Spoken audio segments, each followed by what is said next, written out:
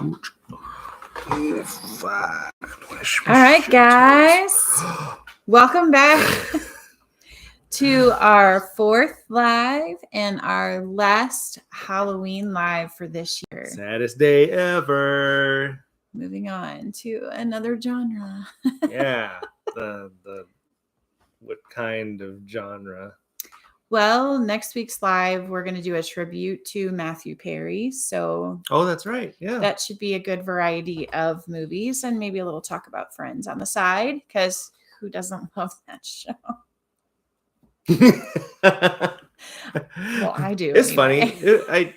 I watch it when it's on, and I think it's funny. So I might own all of the seasons. you might. Yeah. It's possible. All right. So I think this week we watched a really good variety of movies. We pretty much watched one every day. I thought they were all enjoyable. Yeah. So hopefully you caught our Tuesday review of Halloween Ends. If you didn't, jump on there and see what we thought about that one. Hopefully it's the finale for the Halloween series. Me too. I hope so too. Because I think it's long overdue to be done. I think he's dead. He's been dead. I hope.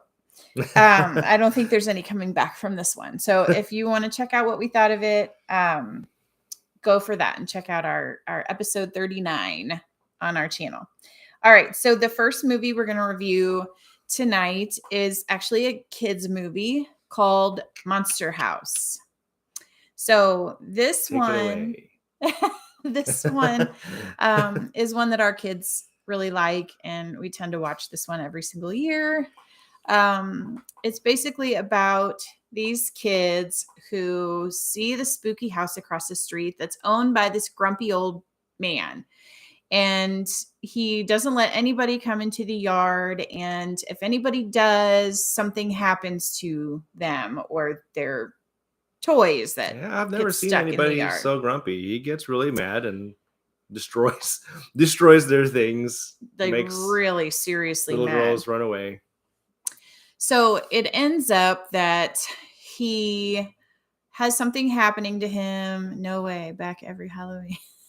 I hope not. No, we're hoping that this is the end of Mike Myers, hopefully for good.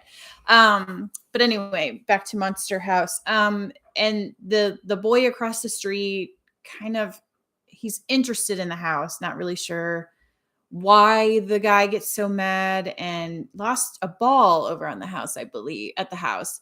And the house kind of ate the ball. So he wanted to go in after it. They went over there. The man has a heart attack, I believe, right? Is the next happening. And they take him off to the hospital. So the house is supposed to be empty. So they go into the house to try to retrieve the ball. And they realize that the house is living. So the house is actually possessed by the spirit of the past wife. I find it odd that there's never anybody else around when this house is very animated and changing shapes. Only the kids see it. Yeah, there's nobody. Yeah, nobody else lives in the neighborhood. But the babysitter's boyfriend did get swallowed up by the house because he was drunk and stumbled onto the property, and so the house ate him. He was a stoner rock star. So by the end of the movie, they find out that the old man was so very grumpy because his wife, because of her death, and because he knows that she's living within the house because she didn't have closure from how she behaved when she was alive. So he kind of helps her get the closure that she needs to move on.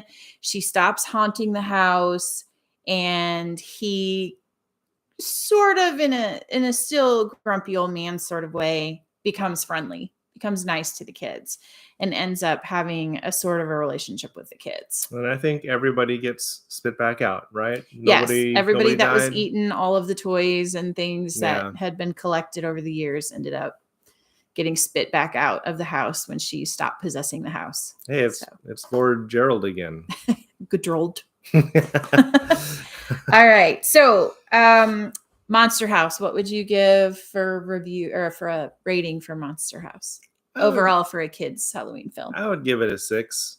I thought the characters have a certain look to them. Yes. So the style is very consistent throughout the movie, the way all the characters look and the way it's animated.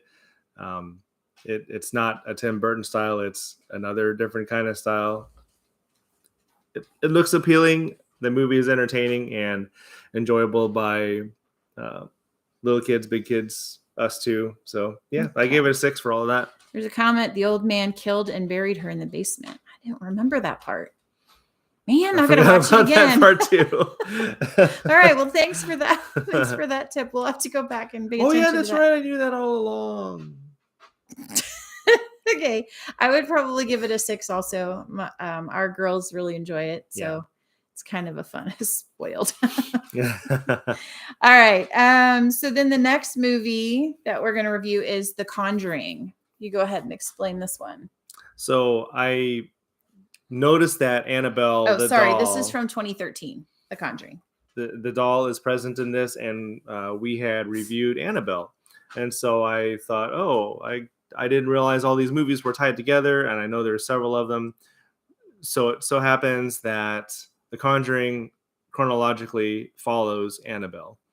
The production release, I'm not sure if that is also the same, but chronologically, this one happens to follow Annabelle, and it is centered around the paranormal investigators, the Warrens, Lorraine and Mr. Warren.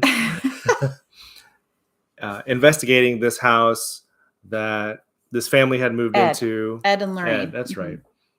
How many kids did they have? 4? It was a big family. And they moved into the house? No, the Warrens were the investigators. No, but the family that they were helping. Oh, yeah, 5 girls. 5 girls. Mm-hmm. So it was a big family. Headed by husband... I only know him by Peter Gibbons. He was the main guy in Office Space. So it was interesting to see him in a more serious role 18 years later. And I can't remember how the hauntings a little girl finds this trinket outside by the tree, brings it inside, and then after that is when everything of these started. Paranormal instances occur. The girls see things. Their legs are getting grabbed when they're in bed sleeping. It is really creepy. That reminds me of Paranormal Activity, where the woman is physically moved by an unseen entity, and so this happens to the kids.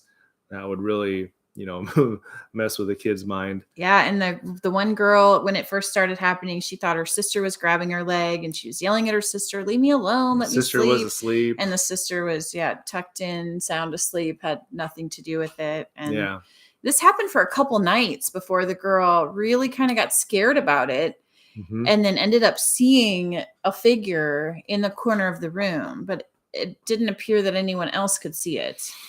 And the husband was really concerned for his family, and the husband and wife ended up going to this lecture that Ed and Lorraine were giving, and they caught them before that they were going to head home, the Warrens, and said, "Hey, can you come visit our house? Something is going on."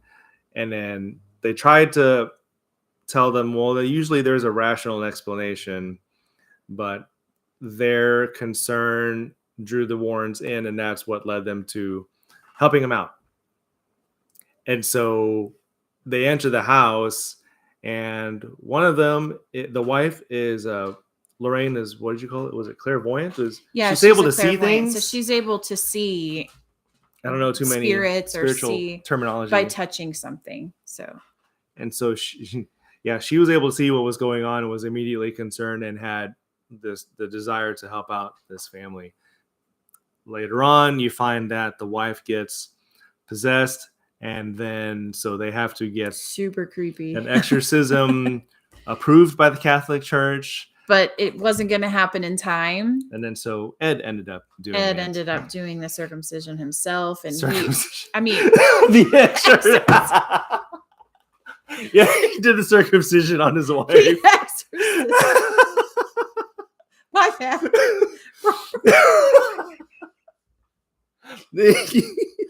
No, you don't. Wrong schism. Yeah, the that's a good one. What was Oh, we had a man. word flop last Anyway, week. so So Ed did this exorcism, exorcism. and he didn't really know what he was doing. So he's reading it out of this book and trying to Yeah. figure it out. Yeah, exorcism Um, for dummies. Yeah, and so as things were happening, you can kind of tell he's like, is this supposed to be what's happening? Yeah. What's going on? And I mean, there was a part where she was levitating, and while she was in the chair, they had to cover her up because her face was just Did she ever vomit? no, there was blood came out of her face somewhere. They didn't show because they had a sheet over her. Yeah, she was Because she was spitting and biting and doing weird things. physically transformed. Yeah, her whole face looked completely different because at one point they did move the sheet because the husband was speaking to her and saying, come back from this, stay with Yeah. us, don't give in to this. So yep, butterfly, I'm with you. I would have gotten scared on the first night and been hightailing it out of there. But what they found out from the Warrens was that even if they left, the hauntings wouldn't stop. That the ghosts or the spirits had attached themselves to the family. So no matter where they went, Yeah. they would have been. How would you feel? They would have been under. How would you feel if you couldn't escape what you're being tormented by? That would be really scary. But they ended up leaving the house. They went to a hotel, but the things still happened at the hotel. In fact, that was when the mother got possessed because she went to the hotel, took two of the girls. That's right. Because the spirit was wanting her to kill the youngest daughter. Yeah. So she took two of the girls back to the home. And so the Warrens knew that's what this demon or whatever it was going to do. So they told her husband, go back to the home. Mhm. It's taking her back to the home. Yeah. And that's where they went back and did all of the exorcism and all of that stuff. There was some history that you learn, the background story, why she was wanting to kill the daughter. Yeah, because the ghost of the witch who previously lived at the home killed her child. So It's almost like that movie we watched last Yeah. week where the mother, what was the nickname? Mama Mama was trying to take the daughter and claim her as her own and kill the daughter. Yeah. So anyway, the thing that was really creepy about this movie was that it was based off of It's true based off story. a true story. Yeah. You can look up Ed and Lorraine. I don't know how many different accounts they talk about. I think there are other critics out there that have something to say about them. So who knows? But I do believe in paranormal things, and so this stuff is really experienced by people. It's super creepy. What do Ed and Lorraine bring to the table? I don't know, but Lorraine is still alive. Ed has passed away, and she is still living in the house that they portray in the film, and where they have a room where keeping they all the kept things, all of these things that have caused problems for people in the past, including the Annabelle doll. And their thing is they have a Catholic pope come in once a year to and do the sprinkling. bless the rooms. Yeah. But their thing is we would rather have everything that has caused problems in the past be contained in one room and not out in the public where it can destroy other people again. Like the Ghostbusters containment unit. Yeah, but it got them in trouble with their daughter because she ventured into that room a couple times and had that was in scary the movie. part. Yeah, Annabelle actually came out of her box, out of her glass box and tried to come after their daughter, the Warren's daughter. So it always makes me uncomfortable when you're about to see a kid become a victim. I hate that in movies. Yes, same. And we got a whole slew of that this time. So you guys are going to hear more of that. Thankfully the grandmother was watching while Ed and so the Lorraine grandmother were out. was there and was able to help. And Ed and Lorraine got back there in time to kind of save her. And of course, as soon as they got back there, Annabelle was back in her cage. Yep. And when we were looking up Ed and Lorraine, they actually showed the original Annabelle, what Annabelle really looks like, and she does not look anything like the Annabelle in the movie. She looks more like Raggedy Ann. Yes, exactly. Like the original Raggedy Ann doll. So that's even more creepy because I had a Raggedy Ann when I was little. Very much a Hollywood change to the story. I Yes. mean, it's drastically different. Yeah. So, what would you rate The Conjuring overall for its creativity, scare factor, I would give it a relatability to Yeah, life? I would give it a 7 because paranormal things are very real, and the actors were super duper convincing. I can't remember the lead actress's name, the wife that gets possessed, but she was in the movie The Haunting from the 90s Yes. with Liam Neeson and Catherine Zeta-Jones, and she was And great she in there. does an amazing Lily, her name's job Lily, yeah. at being creepy. Uh-huh. So, I think I love watching movies with her in it. She definitely brings that creepy factor. So great acting, great setup and building of the storyline. Yeah, I would give it an 8.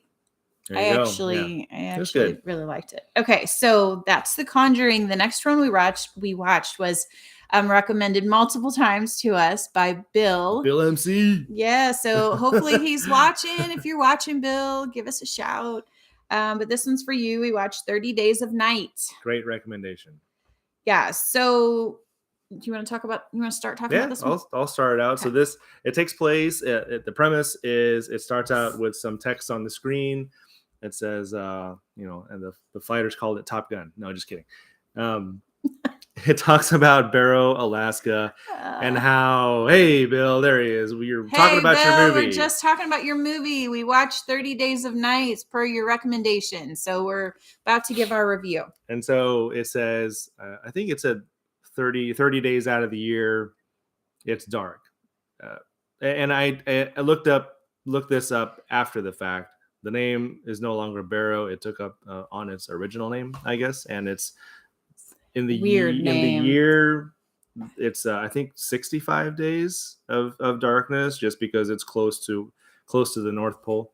But anyway, so you start out with that, and so you find out, I guess, kind of like people in northern Arizona go down to the southern parts of Arizona during the cold times, and for this town, when it's dark for a month, they fly elsewhere. They fly to some more civilization, and so much so that they changed the population sign in the town. Oh, that's right, they do. decreased it.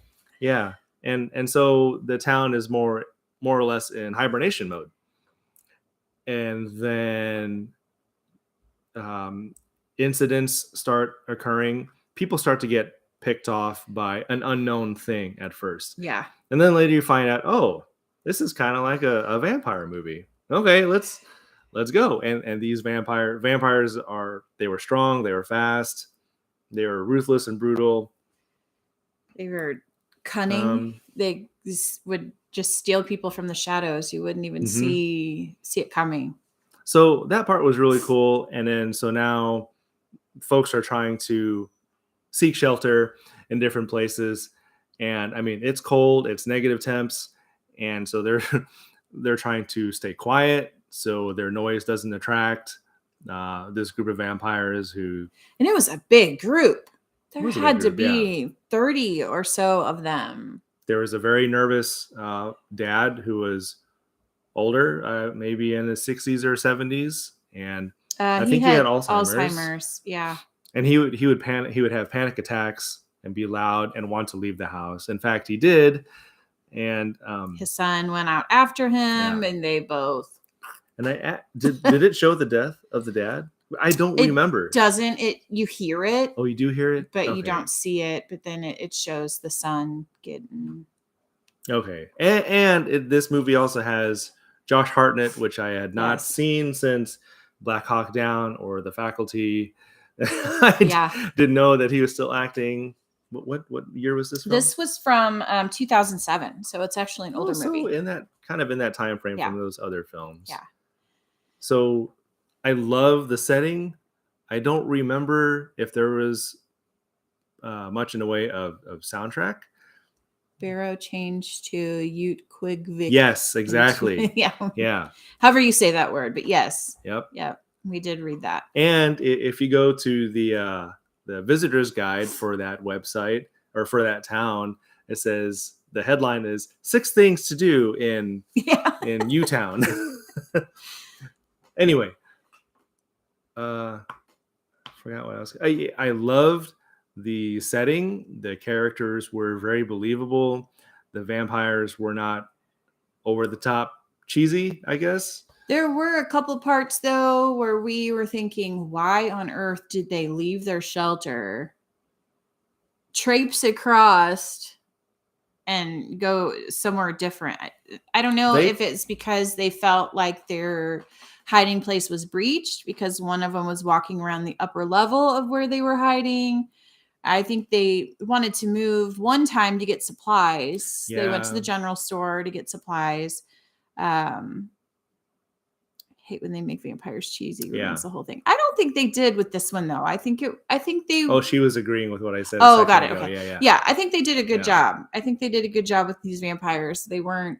And I think what you were saying, the people were moving, and they chose to move at opportune times, and so they saw that a storm was coming. So maybe it would shadow it would shadow them walking and the sound that they would make to move from one place to the other. And they did make it to the general store, but then they found a little girl, Creepy Junior, was inside the store. So there was actually a little girl who had been turned and was a vampire, and she was in there munching down on a woman. And so they ended up having to ex-nay her. Which ended up being the lead character's brother, who was kind of a nervous kid. He just was not very brave. He was super, super nervous, but he was the one that ended up having to kill the mini vampire girl because she was coming after the brother. So he actually got some courage in him with that.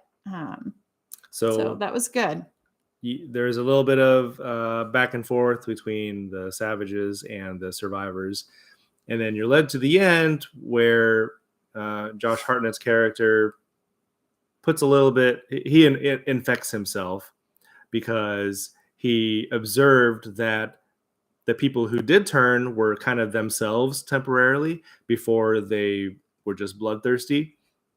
And so he infected himself and was the distraction and he fought off the crew of vampires. And the one thing he said was basically, we have to fight fire with fire. We're not strong enough or cunning enough to beat these things. So the only way that we're going to beat them is by going after their leader. And so he knew that in order to do that, he had to become one of them. And he watched them long enough to see the amount of time he would have to be play cognitive before he turned to one of them and his mind changed to the evil. So he knew he had a short amount of time, and he was doing it to rescue his ex-wife.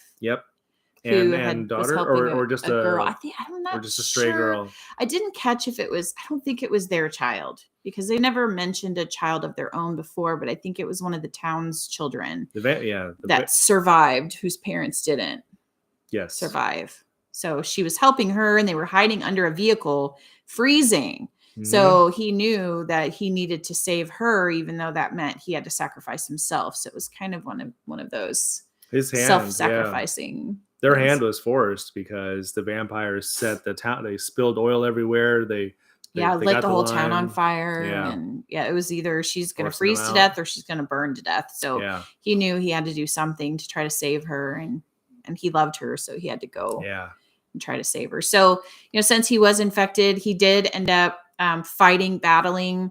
And since he was getting the strength like the others, he was able to battle their lead guy. I don't know if they call him the Alpha, but he would have been equivalent to their Alpha.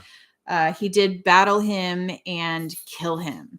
So then the others kind of had this scareaway moment. They all just kind of left. It doesn't really address where they went. They just went back to wherever it is they came from after that. And then the next scene you see is he and his ex-wife. Watching the sunset on the mountain. The sunrise. The sunrise. And of course, like any true vampire, the sun fries them and they die, right? So not like Twilight where they sparkle. That's not. This more was like portrayed like Blade, like the original view of what happens to a vampire. I think Lost Boys too, they might have done that. So and you see them kissing, and then the sun comes up and he fries and turns to ash and floats away on the Yeah. sunrise. So yeah, during the Minus 60. whiteouts. Ooh, I could not imagine minus 60. And they didn't have very much clothing. I mean, they had just light winter wear. They didn't have really warm clothing to be going from place to place. So. Yeah. I thought this was a well done vampire movie. I thought it was very entertaining. It kept our attention. We wanted to see what was going to happen. And I liked all the suspense. I don't think they utilized jump scares more than they utilized the ambiance of a hibernating town. Yeah. During complete darkness for days. Yeah. So it was kind of neat. It was kind of neat for us to look up that town afterwards and kind of read a little bit more really about the actual town. So I think it was a well done movie. I would probably give it a 7. I'll give it 7.5. Okay. I like it. It's something that I would come back to for sure. Yeah. So Bill, thank you for recommending that to us. We really enjoyed watching that one. So keep it coming. Yeah. So the next movie we are going to review is The Good Witch from 2008. And some of you might know this as a series. There is a series of The Good Witch, but this movie actually came out, I believe, before the series started. So this is the original. Yes, northernmost city in the U.S. Yep. Bye, Butterfly. Thanks for coming. You can watch the replay later. All right. So The Good Witch is kind of about this little town. Everybody knows everybody and all their business. And there's this spooky house kind of in the middle of town. Like Monster House. Yeah. That's been abandoned, vacant for many, many years. I forget how long they said, at least a decade, probably. It's got a reputation. Yeah. And this woman all of a sudden moves into the house. Of course, as you keep watching, you get to know her as the Good Witch. So she is a witch. She's able to control at least a dog's mind and change circumstances around her. That's the one thing, only power that she doesn't really, in this movie, she doesn't really use any witchy, spelly kind of powers. Not like a hocus pocus. Yeah, no, nothing like that. She kind of uses a little bit of mind control kind of stuff, or at least mind manipulation. She's really good at convincing or allowing you to see what you need to see. Yeah. To kind of improve circumstance. She does work with herbs, so she's an herbalist. So she does a lot with essential oils and different things. Yeah, has a shop. She owns a shop in where town. She sells herbs and sells relics like Celtic symbols and different things like that. Rocks. And then, of course, like any small town, there's the annoying one. So the mayor's wife in the town was kind of the annoying, like the head of the homeowners association. Yeah.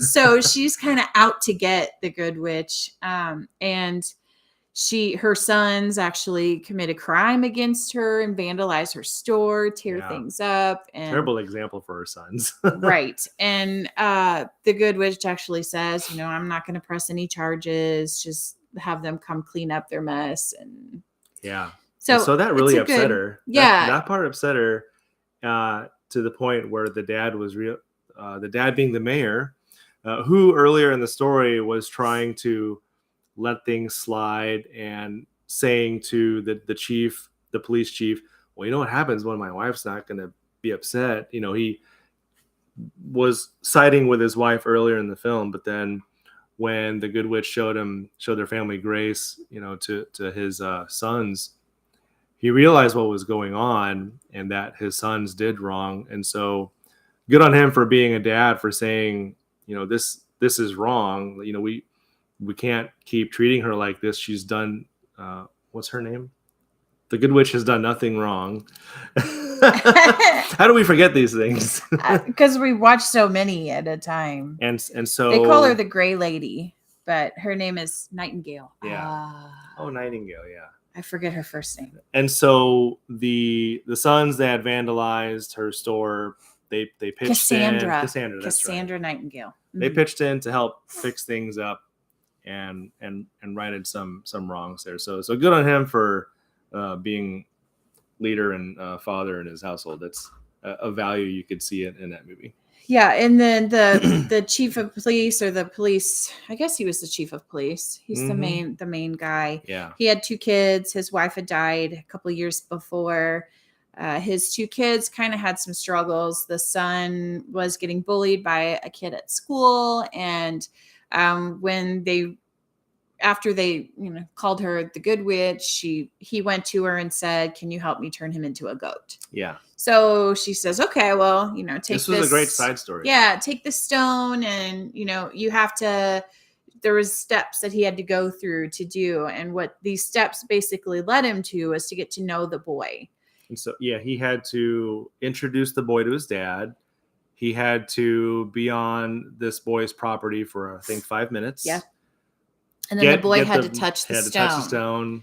So yeah. In all of that, he learned about the boy. He actually saw an interaction between the boy's father and him, and saw that the father was abusive. It was stealing. He was bullying his son for lunch money. So the son was stealing lunch money so that he could give his dad yeah. Because his dad was bullying him. So, and he said his dad was an alcoholic, and he used all of his money on gambling and alcohol. So the son.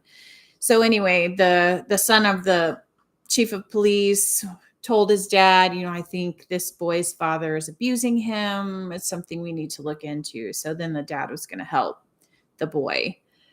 So she did do good things within the town, and none of it was really magic. It was just kind of, she could see things, and she could tell things about people. She observed people. She could tell things about them. Yeah. So in this movie, there really wasn't any magic shown. It was really just that she was very observant and very kind and very watchful of what was going on in the town. And she kind of helped improve the town, really, and the circumstances of the people in the town. So it was a good, clean movie. It's rated PG, so it's family friendly for everyone. The lead actor is from the series that she watches called Heartland, which is also really good. Yeah, the chief of police is in Heartland. Yeah.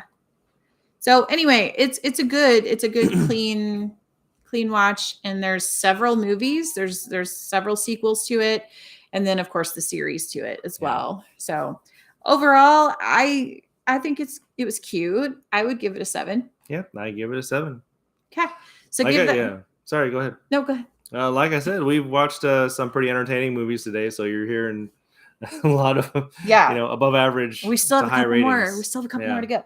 All right, so the next one I was really excited about watching until we watched it, and then I was kind of like, okay, I don't know what I was expecting from this one, but it's Pet Sematary from 2019. So there is an older one that was put out in 1989, and we weren't able to get a hold of a copy of that to watch. We were able to get a hold of the remake from 2019. So we can't testify to the difference between the original and the remake. So we're just speaking on the remake from 2019. I always wondered why is it spelled like that? There's got to be some significance, and then you find out it's a bunch of kids. Yeah. So what you see in the beginning of the movie is you see this family of 4, mom, dad, a daughter, and a son. And you start in a house. Yeah. Right? So they're moving into this house. It's kind of in the middle of nowhere, of course, because that's what all horror movies are, right? The house is in the middle of nowhere.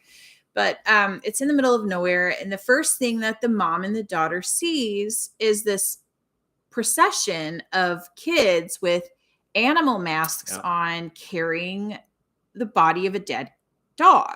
Really creepy. Super creepy. Not kid-like behavior. They were quiet. One of them was had a cadence on the drum. Marching weird. In it was a straight bizarre. Line. You see the last one looking back at them and making eye contact with them, sort of, through the mask, but they're looking, the child looks straight back at them, and it was super creepy. There's a misty fog on the ground and all the typical horror movie creepiness going on in that. And then you see, you don't really see things happening necessarily. They meet the neighbor. The neighbor has he's an older man. He had kind of a creepy era about him. For a while, you're not sure about him. Yeah, I wasn't sure what to think of him. It was John Lithgow. I don't remember the original giving the reason for the name. It's been a while. Oh, okay. It does in this one. We'll get to that here in a second. But Yeah, the neighbor, questionable neighbor at first was John Lithgow. He had a season in the series Dexter, and he was also in the sitcom Third Rock from the Sun. Very good actor. Yes. Great actor. Yeah. So you see them meeting him. Then the different normal family things go on, but then the cat dies. Yeah. In a weird way. Like you hear some things, I guess, at night. They're sleeping and they hear some things outside, like wild animals. Typical if you live by a wooded area. So they didn't think anything of it. Then they find their cat one day, mangled body, twisted up, bloody, just destroyed by something. I think during a party, the neighbor beckons the dad, "Hey, come over here." Yeah. And they were a distance away from, there were kids around. And so he wanted a way to discreetly show what had happened. And that's where they discover the cat. And it was the daughter's cat who she loved very much. So the neighbor says, I'll take care of this for now, but tonight come with me and we'll bury it. We'll go bury the body. Do you love your daughter? Does she really love this cat? And it looked like he had some kind of a plan in place, which you learn later on. So he tells the dad, come at dark and we'll go bury this cat, which I thought that's really weird. Why would you choose the middle of the night when it's dark to go bury an animal in the woods? Like, it doesn't seem to make very much sense to me. The other history was that the wife was really uncomfortable talking about death because of some past trauma with her. So they did not know how to convey this to their daughter, who appeared to be maybe 7, 8 years old. She was 8 because it showed her 9th birthday through the movie. Oh, okay. But yeah, it shows throughout the movie, you kind of get snippets of the mom's past history. Her sister had some disease of some sort that crippled her, and it was genetic. So they had told her eventually this is going to be the end of you also. But she got haunted by that, and she was left a lot. Her parents would work or be gone and leave the care of her sister to her. And her sister was older, but mangled body and couldn't get around. They used a lift, a dumbwaiter. The dumbwaiter. To send food up to her. The little girl was supposed to bring food up to her, but her sister scared her. So she sent it up through the dumbwaiter thing. And the next scene, you see the sister falling through it. She didn't make it. Dead. I guess try to get the food. And that was the traumatic thing for the mother, because she had experienced her sister dying and she blamed herself. She felt if she would have went to the room, this would not have happened to her sister and she wouldn't have died. So these thoughts kind of haunted her, right? Even though it wasn't the sister herself, but she kind of felt like these things were happening. Like she was hearing her sister in the roof, and she was hearing all these things, but they weren't. Yeah, it was always coming from the roof. Yeah, it's really strange. But anyway, so the middle of the night, the neighbor and the dad take the cat body and they go out into the woods to the pet cemetery, which they had seen. The little girl had ventured out after the procession she saw. Yeah. And it was kind of in their backyard. It stated it was in their backyard. It wasn't real far. I thought they had to climb that part, yes. But the pet cemetery itself was not that far. Yeah. But the girl had seen it, and that's where they saw the misspelling of the pet cemetery. It was written by children or etched into wood by a child. So the little girl even noticed, hey, they spelled it wrong. They spelled it, and she said that they spelled the name wrong. And the neighbor says, well, it was spelled by kids, and that's how they wrote it. And it's always just been. Well, that explains things. So that's why the movie is spelled that way, I guess. But anyway, the neighbor takes the dad out to that cemetery. They at first were going to bury there, and then he kept asking him, you love this cat? You love this cat? Yes, our daughter loves this cat. Okay, well then come with me, and leads him up this wooden. It looks like a dam, but it's not in the middle of water. Just a pile of wood logs. And he said, you have to step exactly where I step. I know the way up. Yeah. So clearly it was somewhere that it had tried to be blocked off, that people did not want anybody to go to, but this neighbor was insistent on taking this dad up there. Well, the dad didn't question it. No, we just followed. Why are we going up this really strange random trail? Why didn't we just bury the cat where all the other animals are buried? But he didn't question anything. He just followed blindly up there. does what the neighbor says, buries this cat, puts rocks over top of it, and that's does it. and yeah, and that's and then he goes home. So then, what was it? 2 nights later or It was something? just the next Was it morning. the next morning? And the dad and the mom were going to explain what had happened to Church. Church was the name of the cat, Because they named him after Winston Churchill. and the plan was to tell her that he just ran away. Mhm. And then she says, "No, he's He's here. He's in right my closet." here." And creepy cat Yeah. was then alive He's and all bloody and mangled hair, and so looks like a dead cat. he looks like a dead cat. Walking. Yes.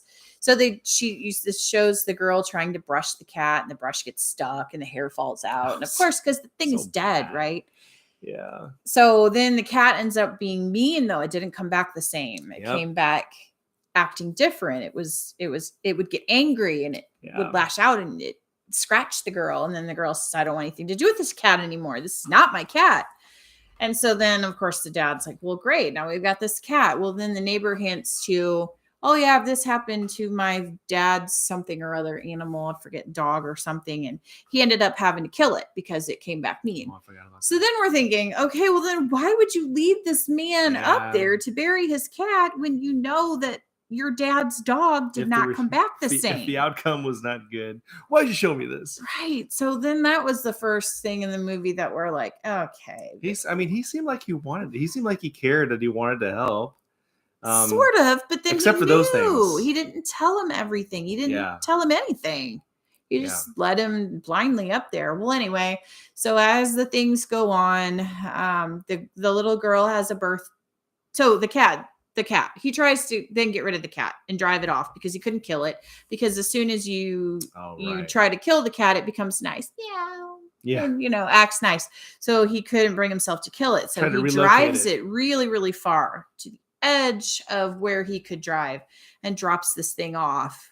Well, it found its way back to their house. The little girl sees it the day of her birthday. In the road. Goes out into the road to talk to the cat. This is a highway.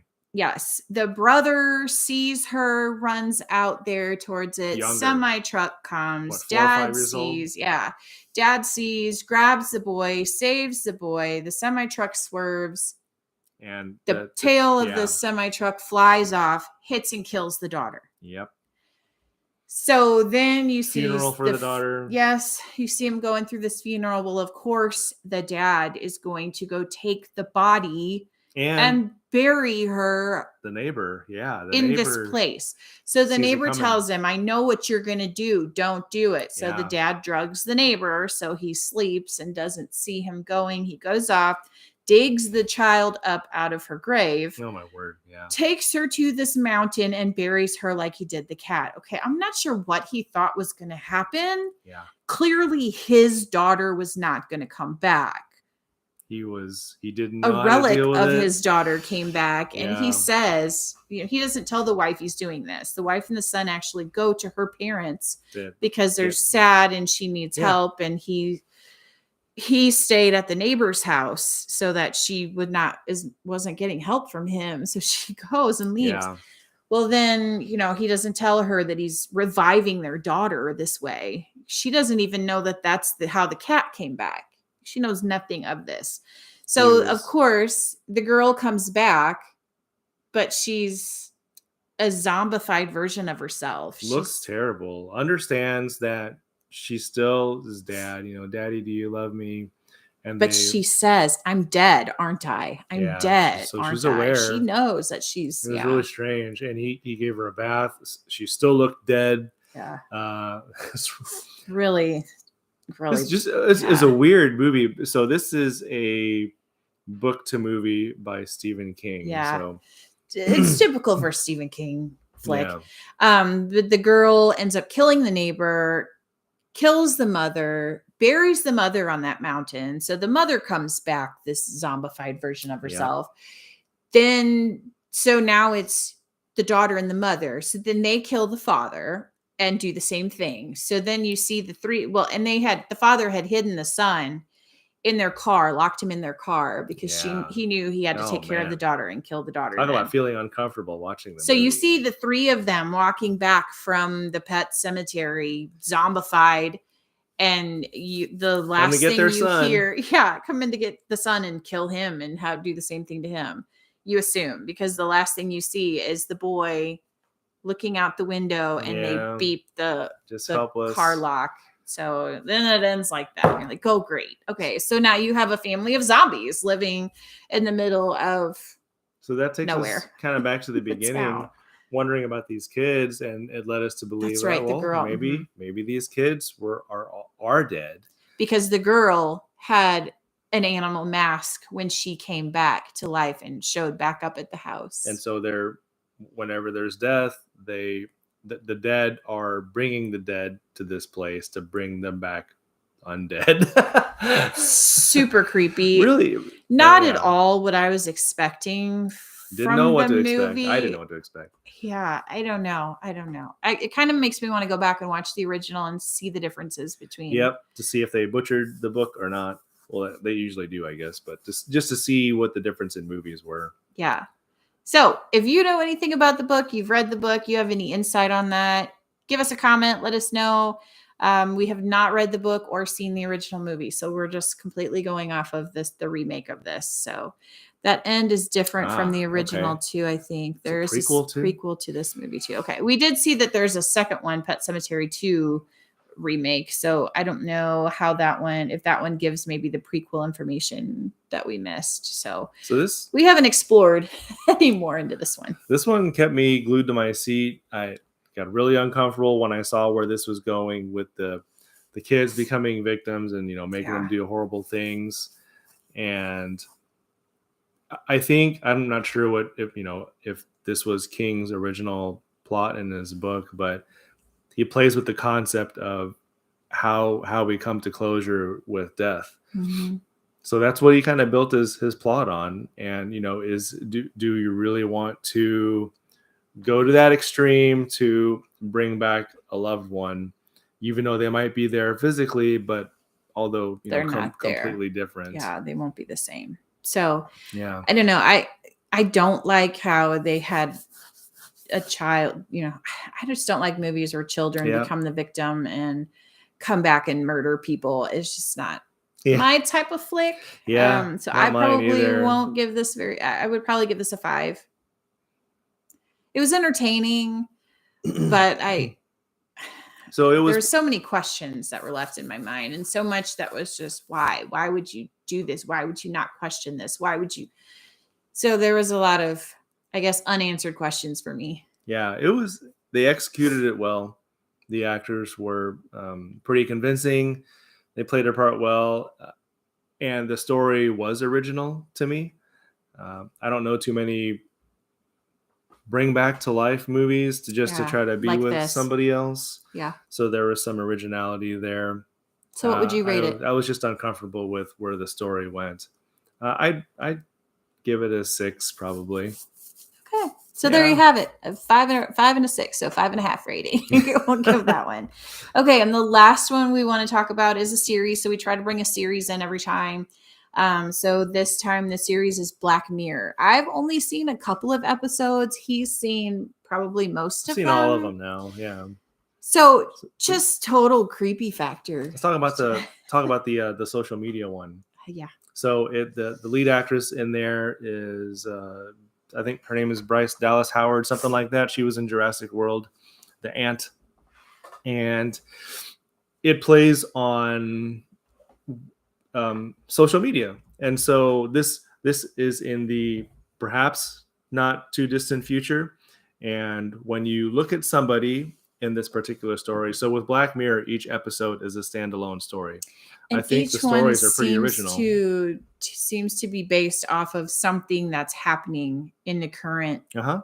Yes, absolutely. In the current world, like what's going on now, currently. And so people can see each other just walking down the street or a business, and everybody's got ratings. And so it's a social credit score, in other words. And so everybody's got their device, if it's a tricorder or if it's a phone.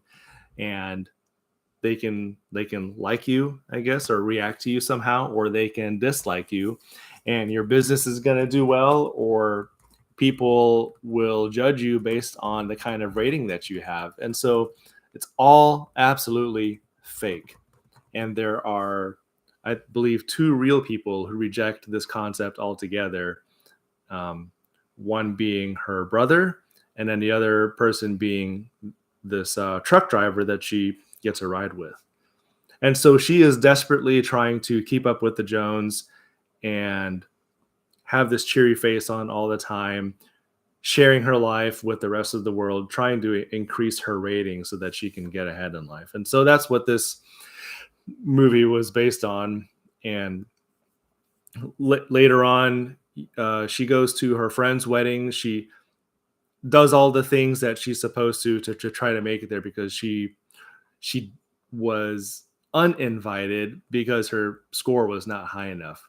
But she made it there anyway, gave a speech, crashed the wedding, and then she ended up either leaving or she got kicked out, and gets a ride with this female truck driver who's got a mouth on her and doesn't care about any of these these social scores. And so she was just living life as she ought to be. Off the grid, so Off to the say. grid now, yeah. And then eventually Bryce's character ends up in prison, and she ends up fighting with this other guy. And so in the beginning, everybody's trying to be nice to each other. And so all that gets bottled up. And in the end, I think they're both relieving themselves by just being real with each other. And so that's how that episode kind of closed out. Yeah. So like he said, all of the episodes are completely separate. So you could watch one and it has nothing to do with the next one. There's 27 episodes currently of Black Mirror. I don't know. Is it still in production? Are they still putting more out? Yeah. I mean, they had one season that was only 3 episodes. Okay. So 27 of them. So you could really get through probably it in a couple weeks if you wanted to sit and watch it. So the other one that I wanted to mention was, the name of the episode is Be Right Back. And it is just focused on a husband and wife. And so the husband is going to go run an errand, tells his wife, I'll be right back. Well, he doesn't come back. You learn that he gets into a wreck, and then they have a funeral for him. And so then the wife is just by herself in this new house. And so she's having trouble. She's just struggling. She just lost her husband. One of her friends he went to get the milk. Yeah. Never came back. One of her friends tells her, hey, there's this thing that kind of helped me. Why don't you try it out? And it turns out, I was talking to her about this last night. You can send an email. And so the information of this guy is collected by this agency, and it is AI based on his social media content. And so she sends an email, gets a response back, and ends up having several exchanges because it's like talking to him again. There's an upgrade or something, and then she ends up having a phone call with him. All really weird. And then creepy. And then there's yet another advancement where she receives this package, and she literally dumps this powder into the bath, just add water. And then several hours later, out comes a clone of her husband. And he's completely robotic, not himself. And he's got some of the memories of the life that once was, but there's still a lot of missing pieces. So he's still learning a lot of things. And she doesn't really know how to deal with that. And then I think she got pregnant before the husband died. And so now there's a kid in the picture, and then she's probably 7 or 8 years old. And the clone doesn't know how to develop. He's just a robot there to serve the wife, but there's no fulfillment there because it's not him. And then so she can't kill him. I think she tried. And he can't be a dad. So he just stayed up in the attic. And I think comes down every now and then just to make an appearance. So it's building on that concept of how do you deal with death? How do you come to closure with death? And they built a really scary, twisted plot around that. I love you and all, but I don't want a creepy version of you. Don't bring me back. No, ain't happening. Keep No, me dead. thank you. So anyway, all the episodes are kind of, they have the creepy factor like that, and they play on things, Yeah. like she said, on these technologies or concept that we're playing with now. kind of like Idiocracy, where you could see things happening like this in the future Yeah. because things in our society are leading to this stupidity. Idiocracy is So. a prophetic movie.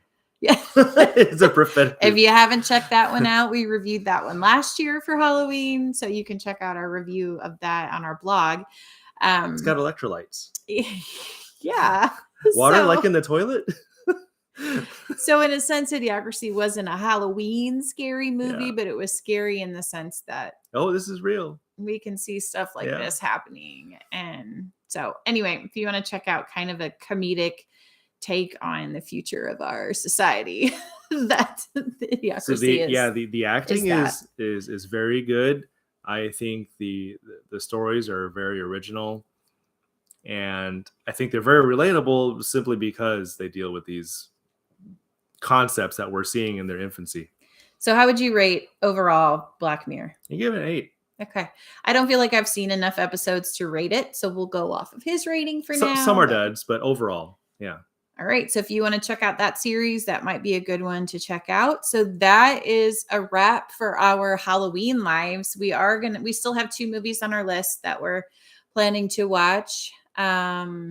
I forgot. Already. 13 Ghosts and Arsenic and Lace. So Old Lace, Arsenic on Old Lace. yeah, that one. Book I read in elementary school. So we are going to still watch those 2 and hopefully get them both done for the next 2 Tuesday episodes. So check out episode 30 and 31. That will be those 2 movies. And then our live next Sunday will be a tribute to Matthew Perry. So we'll be watching Matthew Perry movies throughout this week and see how many we can get in this week. Probably 4 or 5 is all we'll have time for, but we're going to try for that. And so pop on here next week at 9:30 Yep. and check that out. See what we thought about some of his movies. Thank you for joining us this week. Yeah, hopefully you enjoyed our Halloween series and jump back on for our last 2 Halloween reviews the next 2 Tuesdays. I'm not going to stop watching scary movies. But we might not review them every week. We'll have a variety of movies. And then leading up to 13 Ghosts Christmas, of is course, freaky, the whole yes. month of December will be Christmas movies. Yeah. And they don't all have to be romancy. So if you've got suggestions for Christmas movies that maybe have a different flair, a violent flair, maybe even to them, that would make him super happy. So Die there Hard. are a few. Stop. That is not a Christmas movie. Is one of the Breaking Bad movies a Christmas movie? Stop it. El No. Camino? So we need better suggestions, is what he's saying. So 13 Ghosts is freaky. Okay, well, I It guess is, yeah. you've seen it? I mean, it's been a long time. Well, this is not going to be fun. Anyway, so catch us on Tuesday. Well, we'd love for Ooh, you to watch. That's awesome. Yeah, bounce me some more ideas. Yeah, if you know of any good Yeah. Christmas ones, Bill, that kind of have a Christmas theme, even if it just mentions Christmas, that Yeah. works. So send them our way, and those can be some of the ones we review in December because we like to have mixed genres. So Yeah.